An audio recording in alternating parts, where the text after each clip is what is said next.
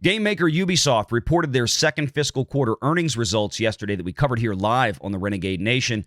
And CEO Yves Guillemot made a somewhat stunning admission, or at least if you read between the lines, that's what you could pick up on. And that is that DEI and woke has basically killed this company. It's something that the audience sure seems to know, but it's always heartening to hear leadership of these companies at least admit that in some degree or another. And we're going to cover exactly what his prepared remarks addressed in that regard right now.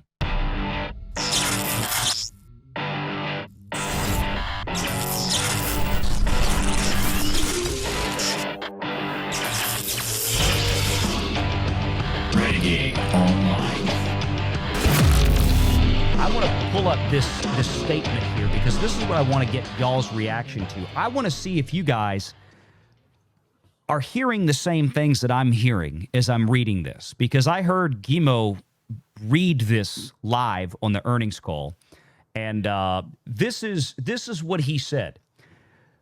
Despite, and this is how the call opens with the prepared remarks, despite recent setbacks, we at Ubisoft are continuing to deeply transform in order to restore the level of creativity and innovation that built Ubisoft's success while delivering stronger execution and predictability, even if our first half performance of this fiscal year fell short of initial expectations.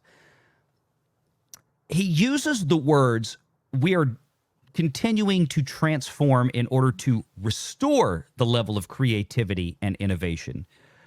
Craig and Demian, when you hear that, what does that tell you?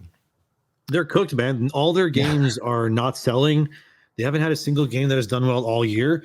X Defiant is not dead, but it's on the way. Prince of Persia's whole team got disbanded. They tried to make a sequel, but they wouldn't let them. What else came out? I think Outlaws apparently was like 1.5 million max across everything. Yeah. That honestly, was the estimates that I've seen. Yeah. And I don't think Steam is going to significantly increase that. But I mean, Craig, when you hear the words restore the level of creativity, what strikes you about that? So with an earnings call like this, you're going to get a lot of corporate gobbledygook, and that's what I feel like that is. I feel, I understand where you're going with this, the idea of transforming Ubisoft. And what I would, if that was the case, they would start firing people immediately.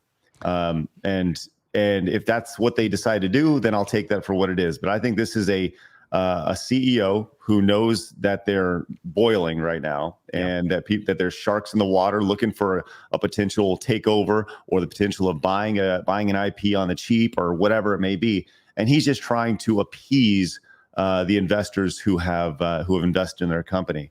So for me, actions speak louder than words. So if you're going to deeply transform Ubisoft, you have a lot of axes to start cutting with, and trying to get people out the door. I think you're both right. And that's very poignant analysis. When I heard that, I don't think they're going to survive. To be honest with you, sorry about that. Go ahead. No, I no, that's fine, Endymion. No, I agree with you. Here's my deal: is that this is the first time that I have heard this company admit that their creativity and innovation has collapsed. Because when you use the word restore, you got to remember when these kind of statements for an earnings call are composed, there's a ton of time and effort put into crafting very specific language for this. They deliberately use the word restore the level of creativity. So this is Yves Guillemot and Ubisoft admitting that we broke it. We know we broke it. Now, the question becomes, why did we break it? What's wrong, right? That's the next phase. But they've admitted that what they have been doing is totally broken. He didn't try to sugarcoat this and blame the audience, which, hey, I appreciate. But they've admitted that they are broken. Now, we've had conversations about, obviously, Ubisoft, very, very steeped in the last several years with DEI, ESG, not only in the final product of the games themselves, like putting a 6'2" giant black dude as a samurai who was never a samurai into a feudal. Don't get me started. Yeah. I know. That's my point. Is that kind of stuff. There's that level of DEI that is visible, right? Oh, it's Valiant, laughably visible. But then there's the type of DEI that says we're going to hire people to work at Ubisoft based on things other than merit.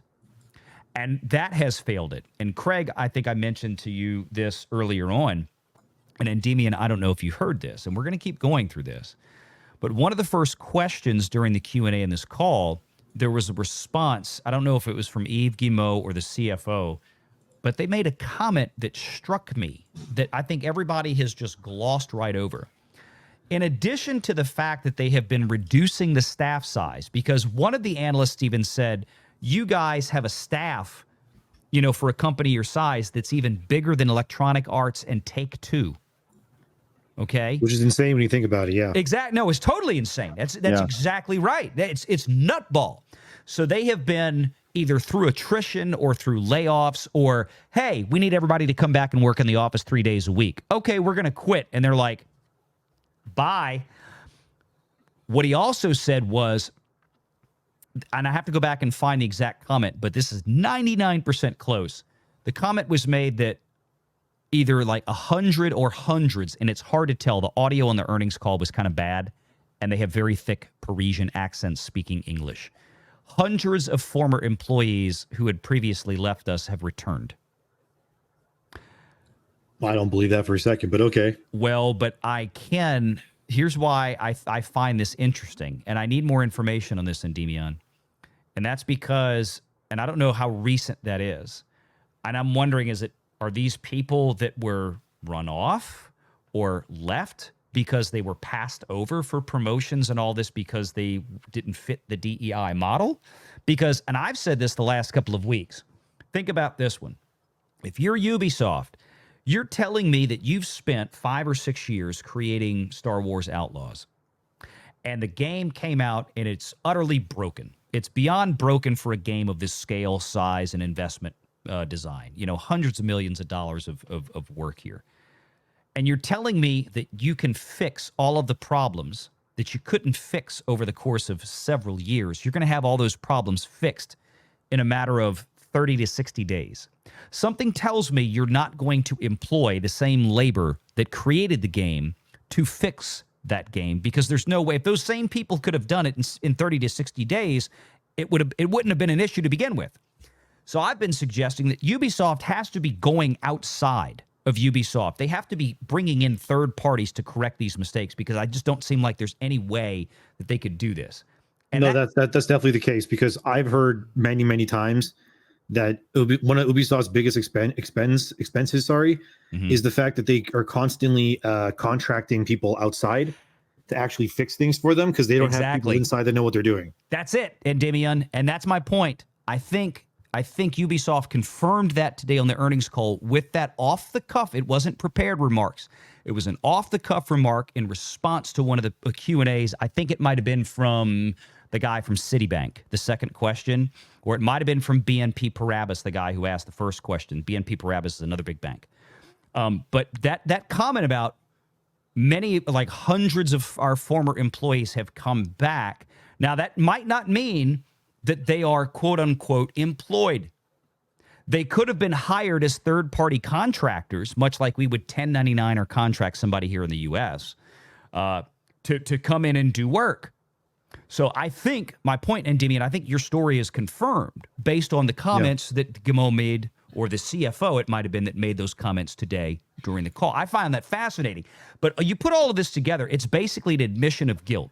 We screwed up. We DEI'd this to death.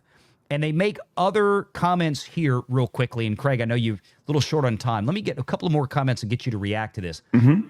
To succeed, we must redouble our focus and reinforce a player-centric mindset in everything we do. For example, we're improving the quality of Outlaws, including actively addressing player feedback through the title updates as we get ready for the Steam launch. We have the upcoming very ambitious opus in our flagship franchise, Assassin's Creed Shadows, is a highly polished, exceptional experience on day one, and that it resonates strongly with players. They've advanced cost reduction, targeted restructurings, control. Look, thanks to strict control on recruitments, that means they have clamped down hard on hiring anybody new right now. They've already achieved more than 200 million euros in cost savings versus 2 years ago. They're reviewing more things. Now, listen to this. The executive committee review. The executive committee is a function of the board of directors.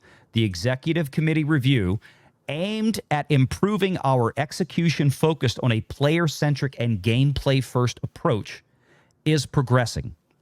This notably includes actions aimed at tackling the dynamics behind the polarized comments around Ubisoft so as to protect the group's reputation and maximize our game's sales potential. We remain committed to making decisions in the best interest of all stakeholders. In this context, we've already indicated the company is also reviewing all strategic options. So this, to me, it's like we're executing focused on a player-centric and gameplay-first approach. And we got a lot of polarizing comments about Assassin's Creed and a black guy in feudal Japan and Right. God knows what else. So I want to know from you guys, what do you think as you read this statement saying we're reviewing this? We've already acknowledged the fact that we have to restore our creativity and innovation because it is ostensibly broken.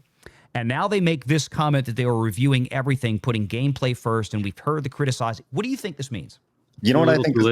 Well, there's that Right. for sure. But you know what I think this means, Endymion? It means they see what we're saying, and Yeah, they don't just see it from a pocketbook. They see the reaction from Endymion. They see the reaction from side scrollers. They see the reaction on X and every single social media platform saying, "Yo, this is not what we want." And ultimately, it goes back to vote with your wallets. So, there's this, quote unquote, culture war happening along the way. And this is, if I was to read this, I'd be like, yeah, we're winning. We are winning. 100%. And they see it, they recognize it, and they know they messed up. Make sure you're subscribed to Valiant Renegade and join us every Sunday at 6 p.m. Eastern for the live show.